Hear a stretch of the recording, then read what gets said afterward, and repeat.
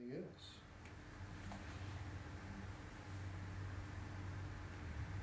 So this card over here, it has that as the centre. A passage between two worlds. And what you can't see on the outside here of cherubim, the lion, the eagle, the man and the bull, which are the four elements, and they're banished to the outside of the mandorla. They're put on the outside of the elements, so when you're listening, they're on the outside. Make sense? Or would beauty be knowledge as well then? If you've got the knowledge or the knowing of theory and practice. You know, that remembrance, you know, like if you're negotiating with someone for work or something and you hold on to the knowing of the win-win, it's sort of, it blows it apart. You know, that person can't hold on to there's a beauty in that. Yeah. You know, they say beauty is in the eye of the beholder. When you come across something that really touches the soul, there's a beauty in it.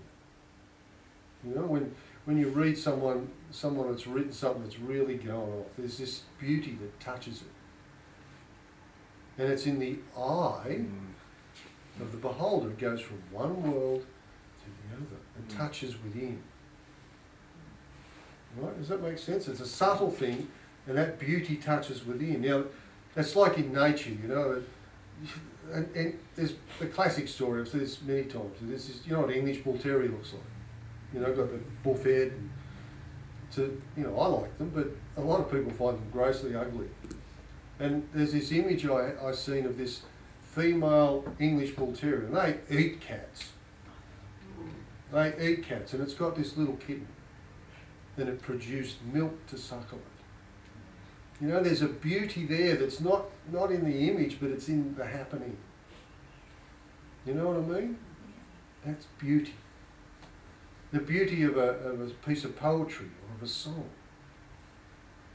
that touches the heart, the soul, touches yourself. That's the beauty. And when someone hits that space, they'll often speak with that beauty. And when you touch something, that happens in your life, and you touch, like when you fall in love. There's this incredible beauty that's beyond words, and the person might look like a toad, but to you it's the most beautiful person in the world. You know, because it's in the eye that touches the soul. Ah, but what a toad. So the path of knowledge then is obviously not beauty. Knowledge is, for me, define knowledge. There's a difference between knowledge and information. Yeah. Information that's information. Yeah. Knowledge is what you become.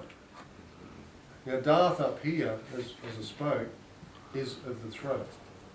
And that knowledge, when it comes up to here, is called concrete knowledge in the chakras.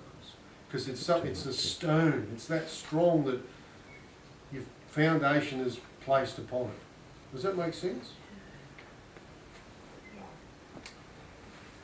Yep. You got it? Got it. Now, you can't see her very well, but you can probably see her better in this image here. There she is, with a robe. She's naked except for one robe across the genital area, which is the same colour as this sphere here. And that's that path. And in her hand, which you probably can't see, are two wands. You got it? Oh, good on you. Two wands. Now in Hermetic Kabbalah, the wand is there's four magical weapons. There's a dagger, a cup, a pentacle, and a wand. The wand is fire.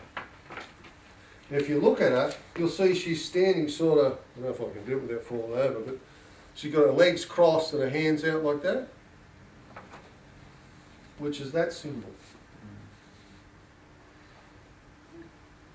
which is the flame rising up. The same as Hermes. That's the one. Yeah. And here we have the flame as that shape.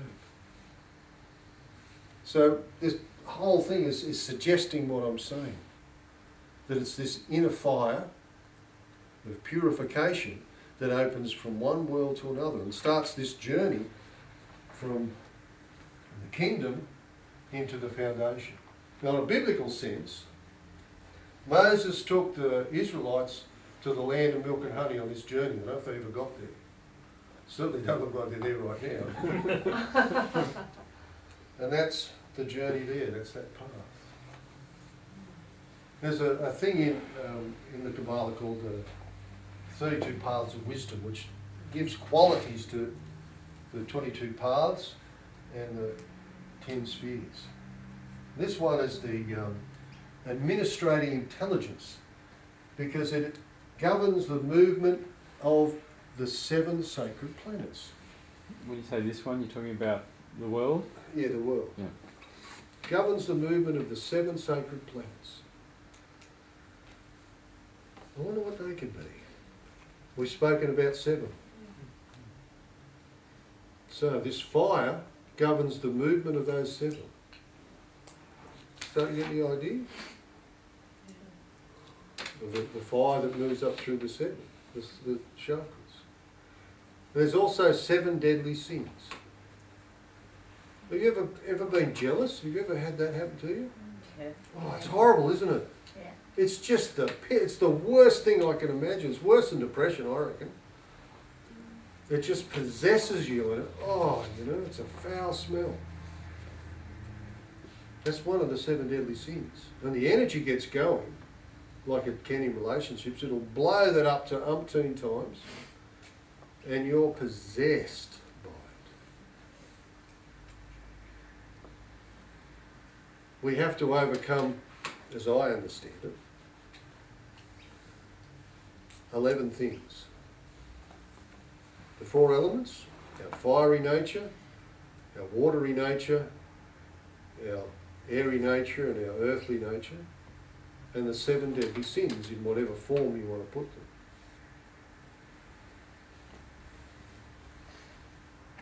That adds up to what? 11. Yeah, so 11 is that sphere that's not there called Darth. It's the 11th sphere.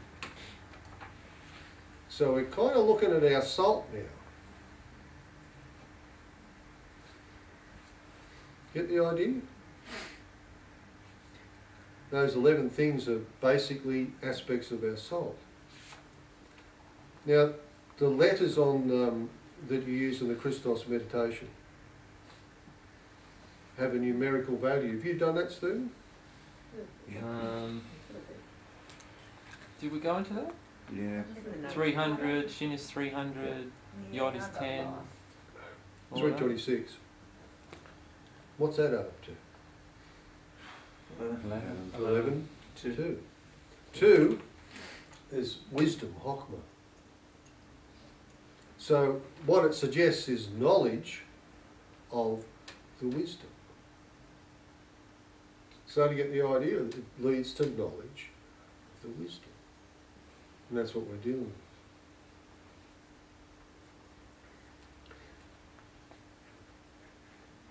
The relevance of this sort of foundation in relationship to using it as a healing technique is, for me, essential. That you understand the dynamic of the archetype and what the practice can do.